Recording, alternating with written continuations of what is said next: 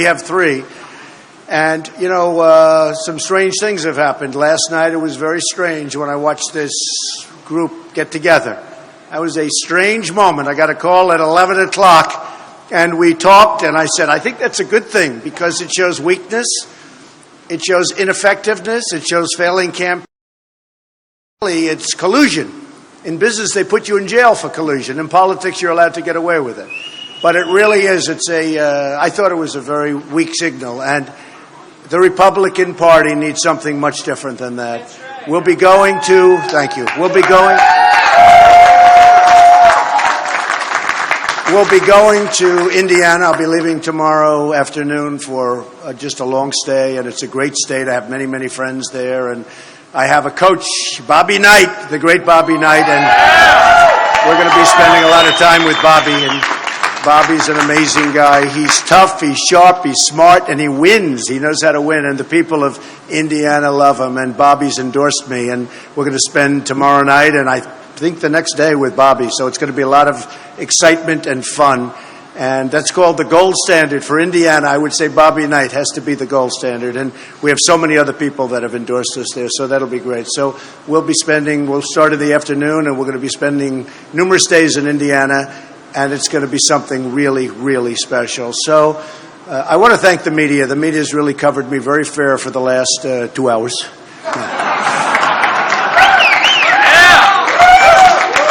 No, they've been really very fair over the last few weeks, and it's been amazing what's been happening. The crowds we've had are record-setting crowds, bigger than Bernie, but Bernie's second, I have to say. In fact, I suggested today, you probably saw that the Democrats have treated Bernie very badly, and frankly, I think he should run as an independent. Okay, and I actually do.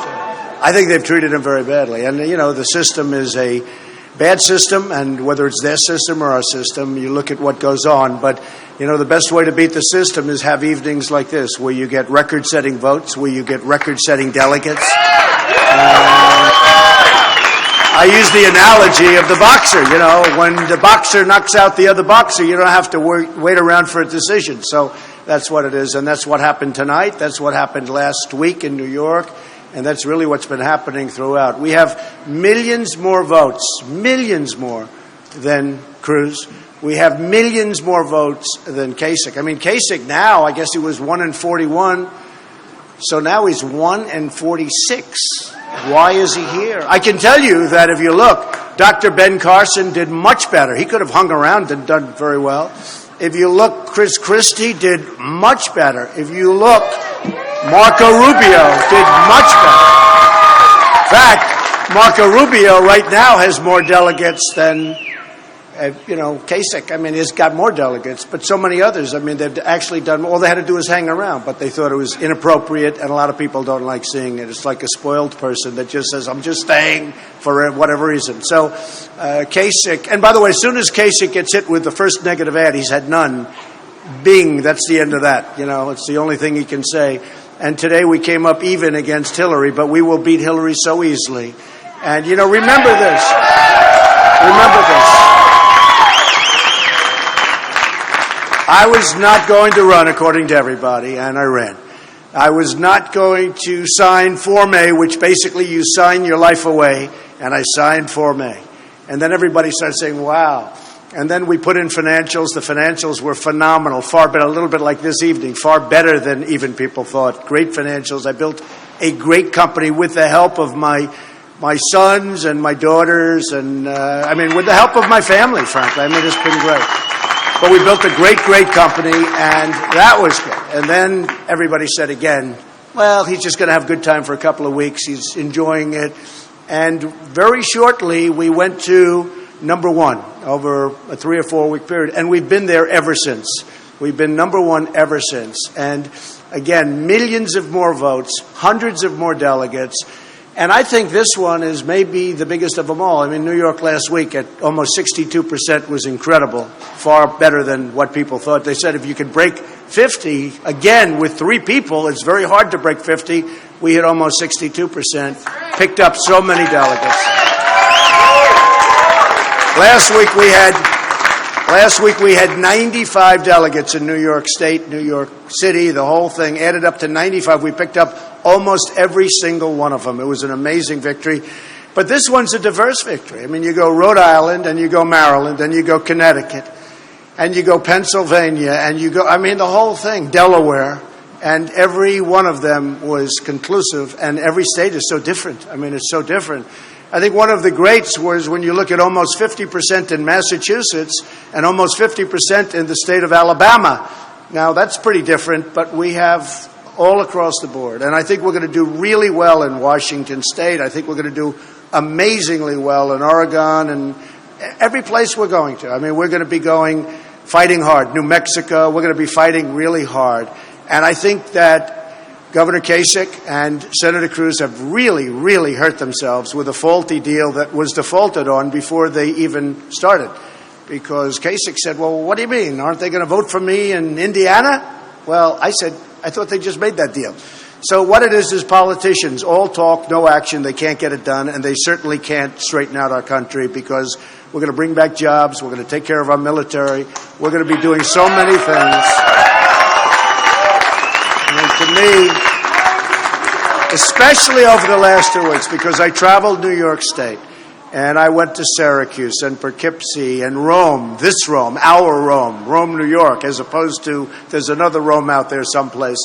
But we went to Rome, New York, and we went to the island, Bethpage, and just every place we went, manufacturing down 40 and 45% and even more. And then we go to Pennsylvania and we see the same thing. You look at what's happening with steel and you look at what's happening in so many other industries. And I'd get statisticians to give me numbers. And before I leave all the time, give me the numbers. And every single place I go is a disaster. Manufacturing down 40, 45, 55, 60% sometimes in a relatively short period of time. Our jobs are being sucked away from our country. And we're not going to let it happen anymore, folks. We're going to make it very, very difficult to do that. And when companies want to leave this country, our great country, and they want to lay off all of these people that in many cases helped build the country, there will be consequences for that company to pay.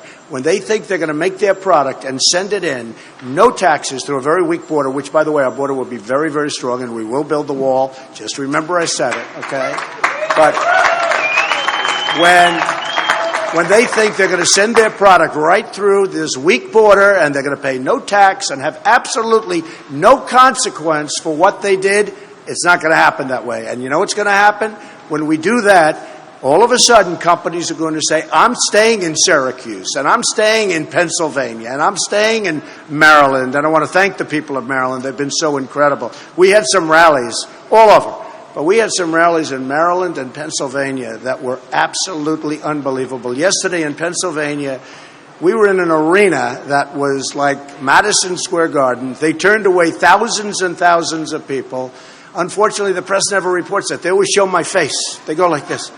I said, does anybody ever want to show this arena that's got tens of thousands of people in it? But they don't do that. But that's okay because I'll at least explain it to you.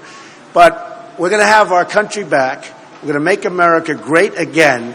And I just want to tell you, for the 5 states, I am so honored. This was, to me, our biggest night because it shows such diversity. So, thank you very much, and we will take some questions. Yes, CBS.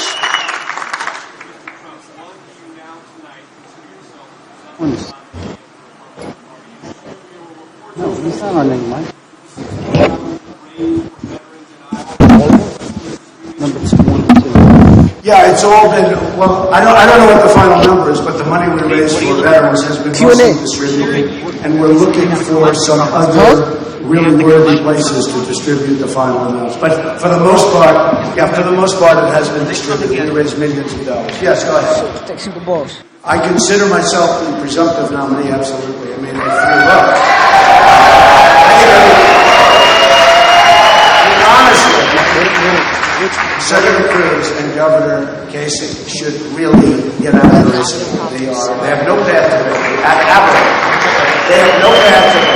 And honestly, they should get out of the race, and we should heal the Republican Party, bring the Republican Party together. And I'm a unifier. I unify people. That's how I did it in business. I mean, I unify people. We will have people that are backing this party and backing my candidacy that you folks will not even believe. We're going to have such unity. Now, I'm not saying everybody, because some people have gone too far over the edge, but we will have people backing the party and backing the presidency, and we're going to win, and we're going to beat Hillary Clinton, and it's not even going to be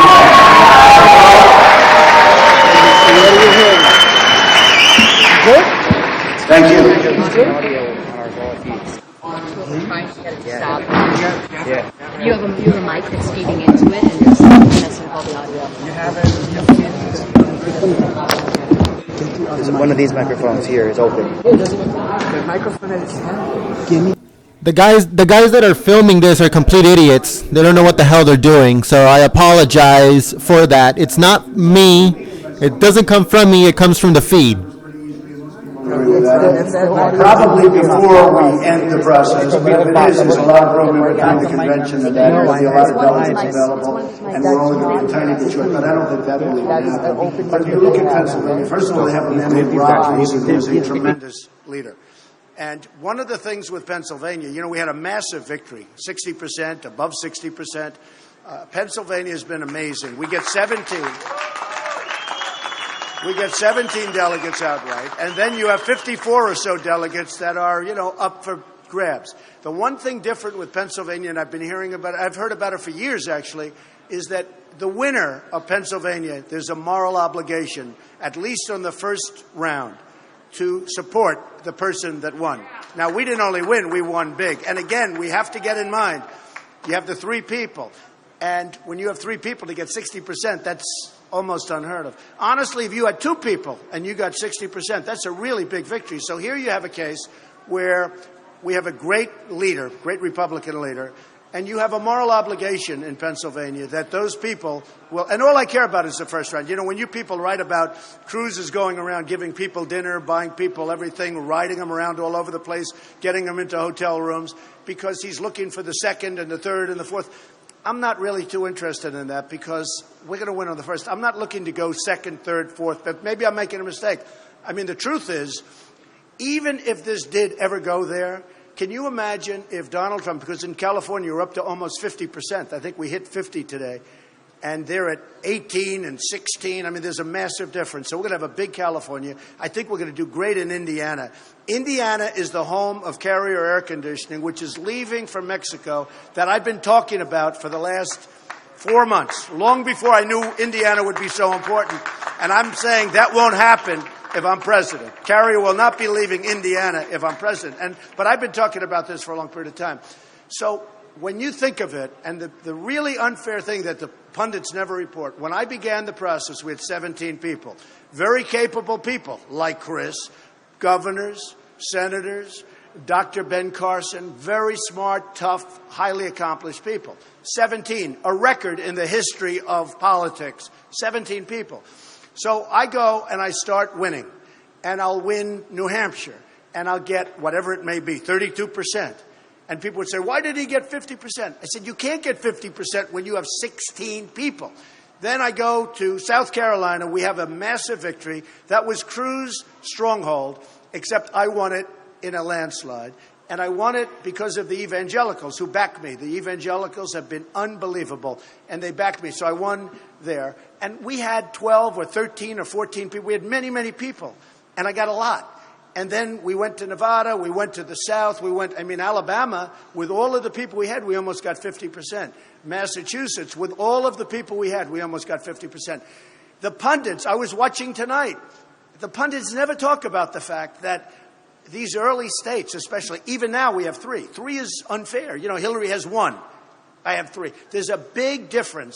There's a big difference between fighting one person and fighting two people in terms of percentages. So what I'm saying is when you talk about the 1237 number, the first 70% of these things we had from 16 people and even 17 people to 10 to 8 to 6 to 5 to 4, and now we're at 3. So it's really unfair when you try and, I've always been very good at math. Nobody ever discusses that. When I watch the people on television, whether it's CNN, Fox, or any of them, and I watch, They never talk about the fact that we have all these people and that if you got a 32 or a 35 or a 38 and you have 7 people running, that's that's like 75. So we are really honored by this night, and I'm really honored to have hit over 60 in virtually every race with 3 people in the race. Okay. Well, go ahead, Tom. I didn't want to bore you with that long thing, but I'm telling you, it's never discussed on television. Go ahead. Just this week, Senator Cruz announced he's come up with a short list of potential running mates. They've started the vetting process. He's wasting his time, Tom. List of running mates. In fact, I heard he had a news conference tonight, and I heard the news conference was for the purpose that he's getting out of the race. That's what I thought. And instead, he just had a news conference, more talk, But no, I don't want to even think about it right now. I'm not doing that. We're going to set up a committee at some point in the not too distant future, but I just don't want to think about it right now. I want to finish it off. Well, I think he's fantastic. I think Chris Christie is fantastic. So certainly he would be somebody.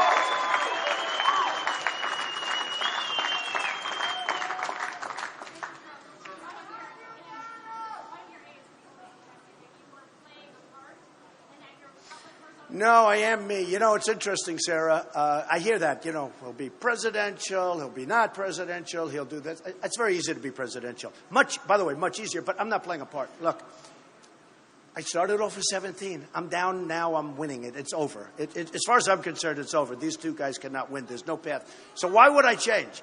If you have a football team and you're winning, and then you get to the Super Bowl, you don't change your quarterback, right? So I'm not changing.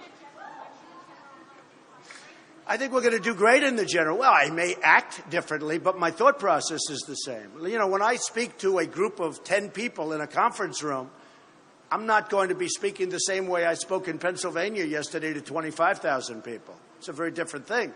But I'll be saying very similar things. Yes, go ahead. Well, to kind of follow up on that point to some extent, as you shift your focus, say, tomorrow to this foreign policy speech. I'm doing a foreign policy speech, yes. More formal setting. Yeah, which I look forward to. More serious topic. Are you concerned to some extent that you lose your more enthusiastic long-term supporters? Or did you Well, it's an interesting question. I've had many, many people write in, tweet in, modern way of writing, but write in, tweet in, call in, please don't change, just stay the way you are. So, look, I'm not changing. I went to the best schools. I'm like a very smart person. I'm going to represent our country with dignity and very well. But I don't want to really change my personality. I think, it got me here. Somebody said, if you changed and if you were that way, you wouldn't be maybe where you are right now. We beat a lot of people. A lot of people are sitting back saying, what happened, darling? Why are we sitting here? We're watching television. Don't forget, when I announced, there were many favorites that were going to win. One of those people raised over $100 million in a PAC and a lot of money personally. Others had other big advantages, governors of major states, et cetera, et cetera. They were all going to do great. But one after another, and here we stand with 5 victories over 60%. David? Tonight in her speech, Hillary Clinton took a chunk out of you and basically said she's going to have a theme about love, Trump, and hate. How do you fight back against someone who calls you a hateful person? Sure. I call her Crooked Hillary. She's crooked. She'll be a horrible president. She knows nothing about job creation. Her husband signed NAFTA, which destroyed this country economically, I will tell you. You look at New York State, you look all over New England, you look at Pennsylvania, NAFTA was a disaster. Her husband signed it, and it was a disaster for this country. Hillary will be horrible, absolutely horrible on economic development. She will be terrible on jobs. She knows nothing about jobs except for jobs for herself. And when it came to answering the phone, at 3 o'clock in the morning, she was sleeping, okay? She wasn't, with Benghazi and all of the other problems. You look at what she did with Syria. You look at what she's done in so many different ways. She will not be a good president. She doesn't have the strength. She doesn't have the stamina. I know about dealing with China. I've made billions of dollars dealing with China. China can be dealt with, and you can get along with them. But Hillary does not have the strength or the stamina to deal with China or other things. But bottom line is, One of the big problems our country has is problems with trade, where you have China, Japan, Mexico, so many countries just ripping us left and right. The politicians cannot handle that problem. Two reasons. Number one, they don't have the competence to do it. Number two, most of them are paid off through campaign contributions so that they don't touch certain things that the people want touched. When people are making less money in real wages than they were 18 years ago, and then some people say, wow, he had a big crowd. That's one of the big reasons. I mean, you have people making less money today, as you know, because you see every stat. Less money today, David, than they made 18 years ago. And in some cases, they're working two jobs. So they're getting older and they're working harder. Shouldn't be that way. You're not worried at all, though, about being labeled? No, I don't worry about it. No, I don't worry. I'm not a hateful person. I'm a person that loves people. And make America great again. I mean, that's just the theme. I mean, she's going with that because she thinks it's great.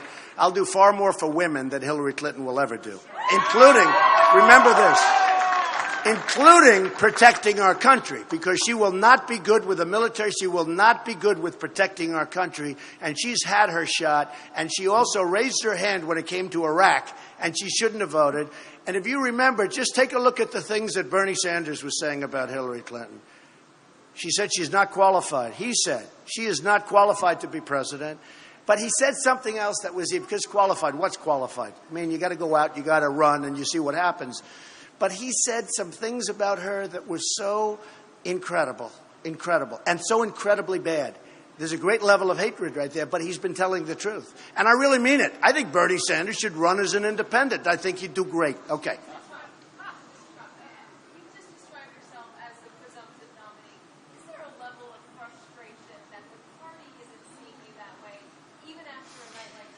I think the party is seeing me that way. I'm getting calls that, as I said, you wouldn't believe. I'm getting calls from people that I really can't even know how they can do it because they've said such horrible things about me, and now they want to join the team. Chris can tell you that. Ben Carson can tell you that. Other people can tell you that. I'm getting calls. Corey can tell you. Paul can tell you. We're getting calls from people where I actually say, how could you do this? How can you do this? How can you do it? And they have no problem. But the fact is, names that you wouldn't believe, names that you interview and say, oh, Trump, Trump, Trump, and now they're calling they want to join the team. Oh, a lot of them will be coming out soon. They want to come out very soon. Yes.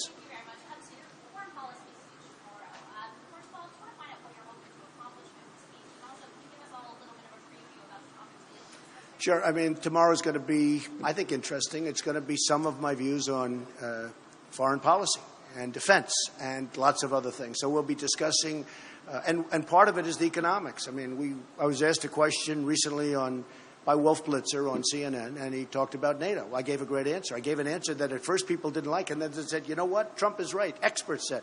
I said it's obsolete, and too many people are getting a free ride because we're funding 72, 73% of NATO. You have 28 countries, and many of these countries are just taking advantage of the United States.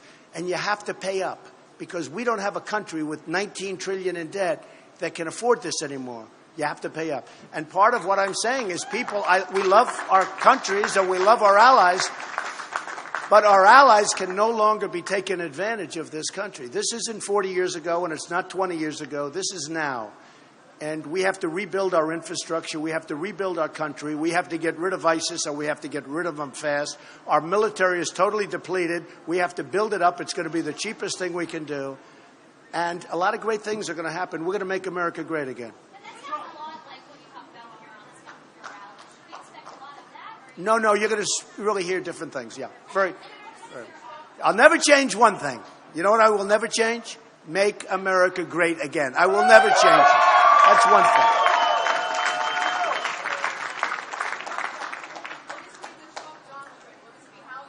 No, it's not going to be the Trump doctrine. And, you know, when I say it won't be the Trump doctrine, because in life you have to be flexible. You have to have flexibility. You have to change. You know, you may say one thing and then the following year you want to change it because circumstances are different.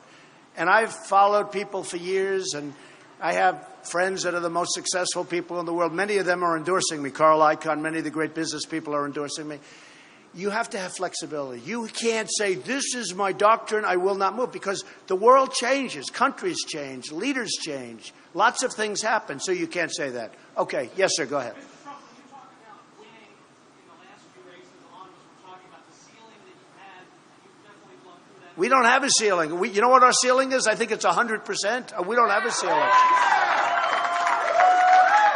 And again, the ceiling was always so unfair because I'm going to just do it again because I want to do it because it's so important. But the wait a minute. The ceiling, they kept saying he doesn't hit the 50%. Well, now they don't say that anymore. But how do you hit 50% when you have 16 people in a race? You can't do it. Yeah, but we're talking about it just here in the Northeast, New York, Pennsylvania. These are places. No, you don't understand. I have many people running. How are you going to win these? I think I'm going to win New York. No other Republican can say it. I think I'm going to win. Excuse me. Conservative voters. Did you see the polls where they're coming out tonight? The most conservative people in the Republican Party tonight back Donald Trump. The most conservative. Okay? The most. Got to see the polls. Go ahead.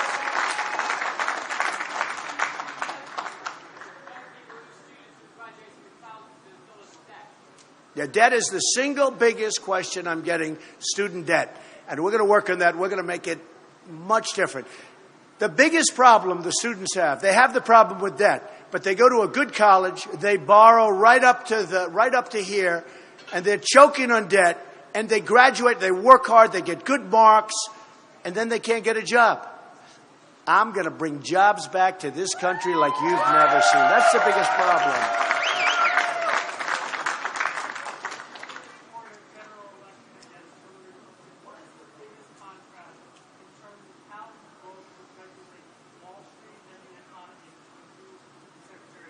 Well, we have a lot of contrasts in terms of jobs. We have a lot of contrasts in terms of how I would handle Wall Street. Look, Hillary Clinton is funded by Wall Street, folks. I mean, she's going to get the nomination unless she gets herself indicted with respect to what's happening with the emails, okay? What I don't understand, you look at what's happened to so many other people, and they went through hell. Their lives have been destroyed for doing less than what Hillary Clinton did. What she did is an outrage. It's an absolute criminal outrage. And for her to be able to run as a Democrat, that's why maybe Bernie Sanders isn't finished. But the only way you can say that is if something happens to her. She's being protected by the Democrats because what she did, and I see it, and whether I read about it in the papers or I watch it with experts, legal experts on television, virtually every single one of them said what she did is a criminal act, and what she did is a very, very dangerous thing for our country. And yet here she is running for president. So I think that Hillary, honestly, she's a flawed candidate, and I think she's going to be easy to beat. I think she's going to be much easier to beat than most of the 16 people that I competed with just recently. Go ahead.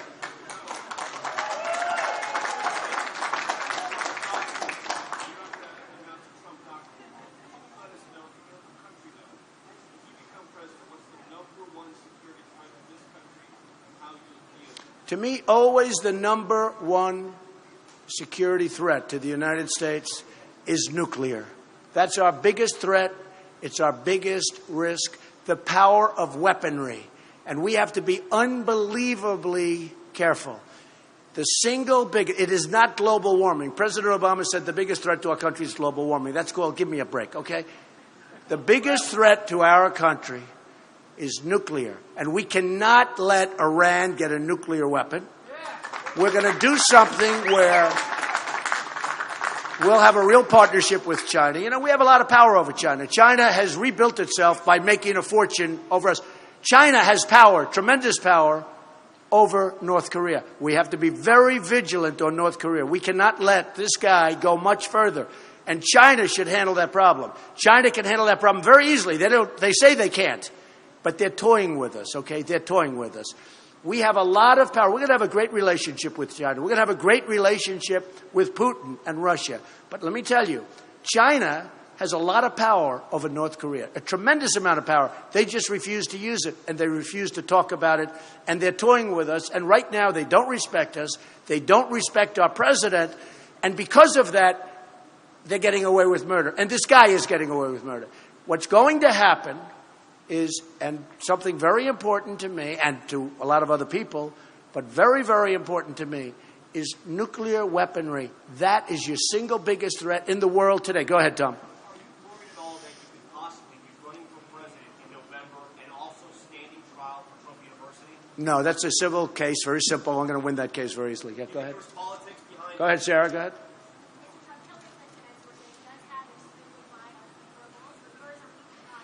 Well, my unfavorables have come down a lot over the last few weeks. Well, remember this. Okay, I saw it on all of the cable stations and a lot of the networks, and I read it in a lot of papers. I've had 55,000 negative ads against me. When I ran in Florida, I had 14,000 negative ads, millions and millions of dollars, and I won in a landslide. I've had negative ads all throughout, and I've won races in a landslide. Okay, in a landslide, you know it, you report it, you all report it. I'm not, even Carl would agree to that, right? I mean, landslides. And yet I have this tremendous amount of, you almost say, do ads mean anything? I think we're going to hurt the industry pretty much because people are going to say, what does an ad mean? But I've had, now, largely the ads were false. A little truth to some of them, perhaps, but largely false. But I had 55,000, 100 million, and even more negative ads. Even in New Hampshire. I mean, Jeb spent millions and millions of dollars on negative ads, and I won New Hampshire in a landslide. No. But now what's happening is most of these people that have been fighting me are gone. And when I'm one-on-one with Hillary, she will be, as I said, easier to take down, much easier to beat than the people, many of the people that I've already beaten. Okay.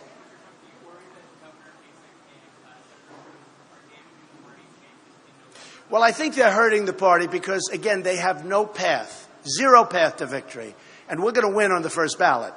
We don't look for the delegates on number 2, 3, 4, 5 ballot. And here's what I say. Let's assume it did go beyond the first ballot. And let's assume you're Reince, who's a very good man, head of RNC, Reince Priebus. And let's say, oh, well, Trump was 12 short, or 15 delegates short, or 25 short. But 500 more than Cruz, and far more than that ahead of Kasich. So you go to a second ballot. Now, Trump by that time will be 5 million votes because of California and the size of California, and I think Indiana and other places. Trump by that time will be 5 million votes ahead of Cruz. Will be much more than 5 million votes ahead of Kasich. I mean, Kasich should be he got to get. I call him one. Now I change it. Now I change it to 1 in 46. I mean, how do you stay in a race? And I would have won Ohio had I not been given a dirty poll saying that Florida was tougher than I thought. I stayed in Florida for 2 more days instead of going to Ohio. If I spent 2 more days in Ohio, I would have won it. Okay. How do you pick a man on the second or third or fourth ballot who has millions of votes, 5, 6 million votes, less than Trump, and I'm the one that brought all these people into the party. That's why the Republican Party is up almost 70% from 4 years ago. And you know what's going to happen? Those people, at a minimum, they're going to be very upset, very angry, but at a minimum, they're just not going to vote. They're not going to vote. So how do you do this? How do you say, okay, Trump won by 5 million votes. Trump is 5, 6, whatever, 100 delegates more than Cruz and much more than that having to do with Kasich. And he brought millions of people into the party, and everybody is talking about the party worldwide, how hot the Republican Party. You know, some people used to say it stayed. Well, the Democrats are 35% down from 4 years ago. The Republicans are almost 70% up from 4 years ago. So, I mean, that's an amazing tribute. And that's not because of, believe me, that's not because of Kasich or Cruz. That's because of me. So here's the thing. How do you say to them, we're going to choose a man that lost by 5 million votes and 500 delegates. We're going to take him because Trump was 14 delegates short of winning in the first ballot. I don't think you can do that. Now, with that being said, I intend to get enough delegates, but that's it. Okay. Yes, ma'am. One more question. Go ahead.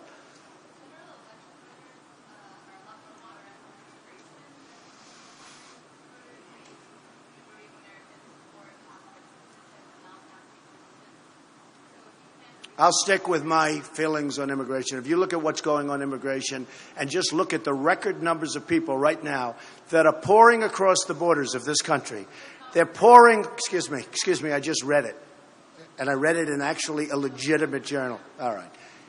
We need protection in our country. You look at the kind of crime, you look at what's going on economically. We need borders. And by the way, I want people to come into our country, but I want them to come in legally. They have to come in through a process. So I will do one more.